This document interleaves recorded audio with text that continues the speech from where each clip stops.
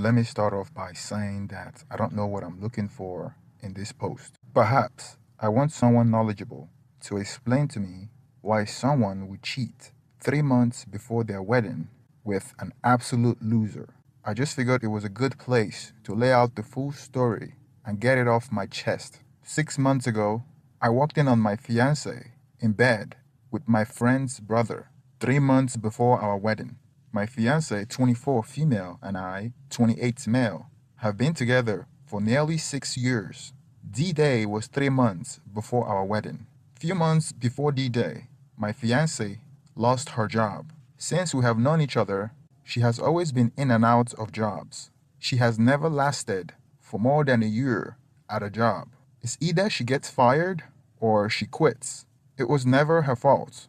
I had always believed her because I loved her. When you love someone, you tend to believe in them, and your level of acceptance of their BS increase. I employed her to work for me on a part-time basis because I owned a shop. It didn't take long before I found out why she couldn't keep a job. She's always late, always makes excuses, and never disciplined enough to finish a task. She rather talk and socialize than work. But despite that, I looked past her flaws because I loved her. She was my first love, first kiss, first everything. We had grown so much together through these last 6 years. Although things have been rocky sometimes, I truly believed she was whom I wanted to spend the rest of my life with. I couldn't, and still can't, even fathom somebody else in my life. But she left me with no choice. 3 weeks before D Day, we had our wedding shower. It was anxious, stressful, and etc. But we really did have a great time and appreciated all the families and friends that came to show their support. It was our first event leading up to the May wedding and made things feel much more like a reality. During that period, we have been visiting my best friend's house often, and his brother recently moved in with him. My fiance became friends with him. He's 21 years old. Let's call him Brandon. Brandon is the younger brother of my best friend.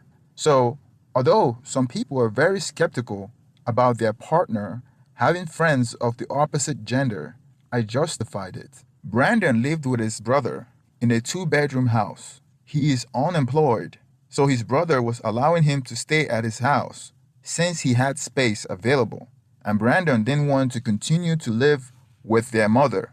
Brandon is super quiet, shy, and socially awkward. The excuse she would use to justify hanging out with him was that she wanted to help him out of his shell, as my fiance was a social butterfly. I am a business owner, and I own a shop. I work long hours, especially in preparation to spend so much money on our wedding. Most of the guests that are coming to the wedding are from my fiance's side. The only income my fiance earns is what I pay her for working for me part-time. So 100% of the wedding expenses is covered by me. All my fiance was responsible for was the planning. My best friend was also in the same business as me, but much smaller scale, and we sometimes had to use or share the same equipment and borrow from one another. A few months before our wedding, my fiance started taking some hours off work, and her excuse has always been that she was planning something that has to do with our wedding. She uses anything that she could to make excuses. Our wedding is no different.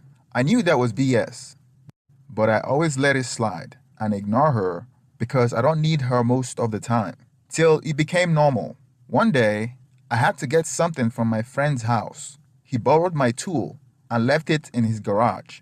So I was supposed to come over and pick it up because he was too busy and I needed it as soon as possible. I had to go and get it myself. He told me that Brandon is home, but he might be sleeping because he is jobless.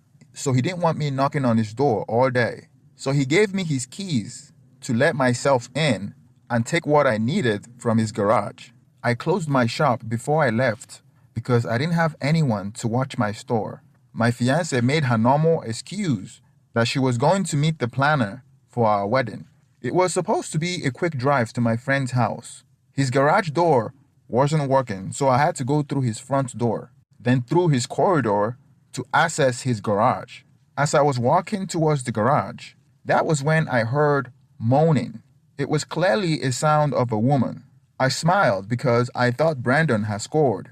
I didn't think he was capable of pulling a woman because he was so quiet and shy. Never in my wildest dream did I expect the woman to be my fiancée. I moved through the garage as quietly as not to make any disturbance. After I took what I needed, I headed back to the front door to exit the house, but stopped halfway when I recognized the sound of my fiancée. Immediately, it all added up in my head. I placed the tool on the corridor and slowly tiptoed closer to the room where the sound was coming from. The room wasn't far from the corridor, so I was right on the front door after a few steps. Then another proof that confirmed that it was my fiancée was her shoes were on the front of the door. Now I was certain that it is her, and I was close enough to recognize that my fiancée is the woman that was moaning. I twisted the doorknob to open it, but it was locked. I had to force my way in and broke the lock. As soon as I forced myself in, I saw my fiancée trying to cover herself behind Brandon. Brandon is holding a clothes hanger to protect themselves. It was very comical looking back, but it wasn't funny to me in real time.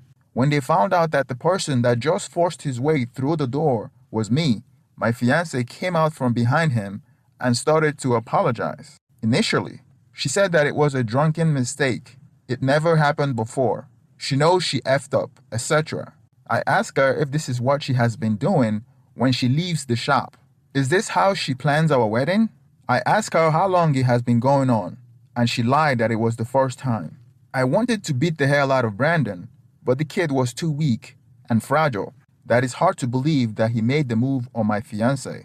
I figured she was the one that initiated it. I remember having a deep pain that for the past few months, I have worked so hard to make enough money to pay for the wedding, and here she is, screwing another guy.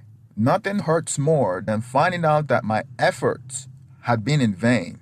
Me and my fiancé were arguing in Brandon's room while he slipped away, realizing that having a conversation with her was pointless because she was lying through her teeth, even though she had been caught red-handed. The more she lied, the more I became enraged. It started affecting me physiologically. My knees were shaking, and it was getting weak, and I felt like it would buckle. I started hyperventilating, and then I stormed out of my friend's house to get some fresh air. I called my friend and told him what I just found out, and I asked him how long he had known about this. He swears on his daughter's life that he is as shocked as I was. I didn't know what to do. I didn't feel like going back to work that day, so I went to the bar to get some drinks and to think. My friend called me, but I was lost in thoughts and didn't answer. I felt like I was a fool for not suspecting anything. I felt like an idiot for trying to marry someone that I thought I knew. We have been together for 6 years. I thought that was enough time. The love I had for her had blinded my ability to see her for who she really is. She could be selfish and demanding, and sometimes she would belittle me in front of our friends. However, I was so in love with her that I didn't see these flaws. All her negative qualities became more apparent. Things that I was so blind to before I caught her cheating, I could see now. I had convinced myself that her jumping from job to job is because her managers wanted to have excess with her, and when she refuses, they fire her. That was one of the many excuses she gave me, and I believed it because I loved her. The days following, she tried to convince me that we didn't have to cancel the wedding, and that she would never speak to him again. She said that I am whom she wanted to be with, and that she did this because I wasn't giving her words of affirmation and affection she desired, and that I was always working. I told her someone has to work around here, and I was working for us to have a wedding, and Brandon was always available because he's unemployed. I can't help but to believe that the affair has been going on for a while. She claimed that I have walked in on the first time, but they have been spending much more time together lately, and I have tried to look past it as I always thought that they were just best friends. Once I told her that we have to split and wanted her out of my house, her whole tone changed.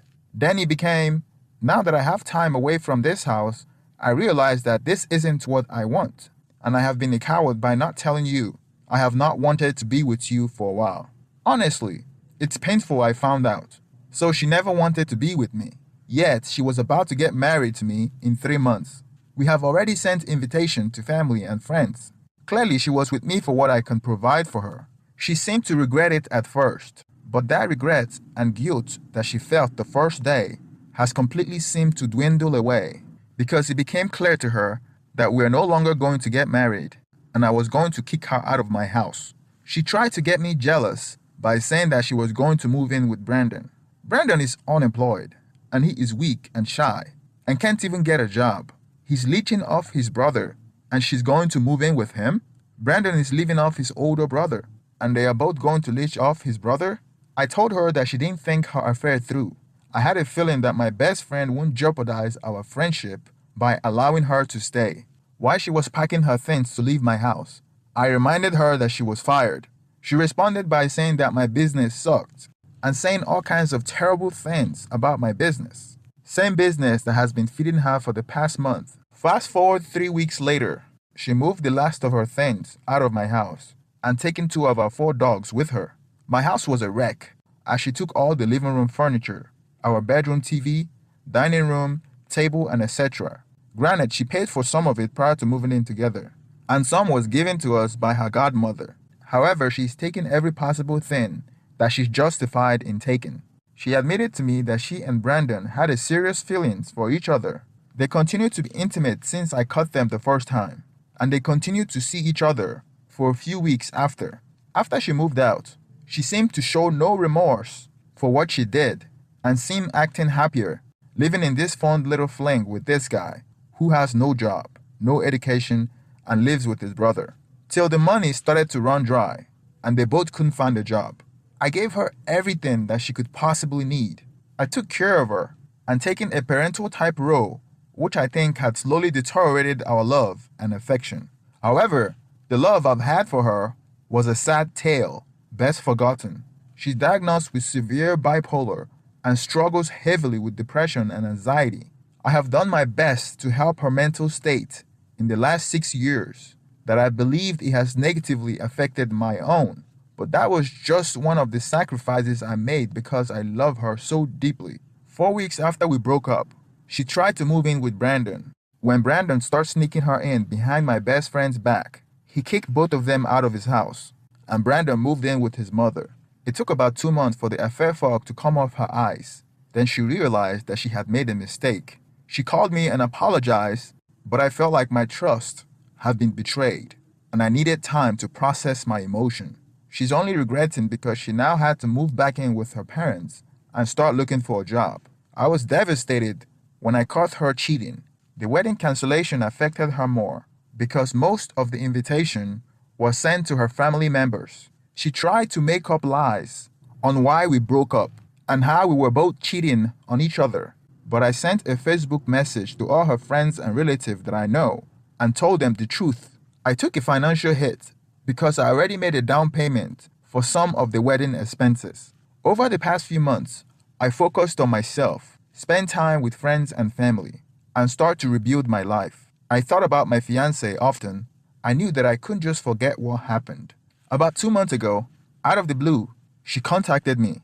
She apologized again for what she had done and told me that she had made a huge mistake. She said that she still loves me and wanted to try to work things out. She told me that she's no longer seeing Brandon.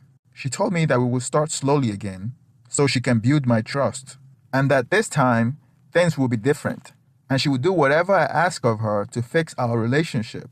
I responded to her that I have moved on and there is no going back from the betrayal that she put me through. She stopped contacting me when she found out that I was dating another girl. Again, I don't know what I'm looking for in this post. I just needed a place to write out my feelings. Please don't forget to like and subscribe. Please hit the thumbs up so YouTube will recommend my videos. Thank you very much.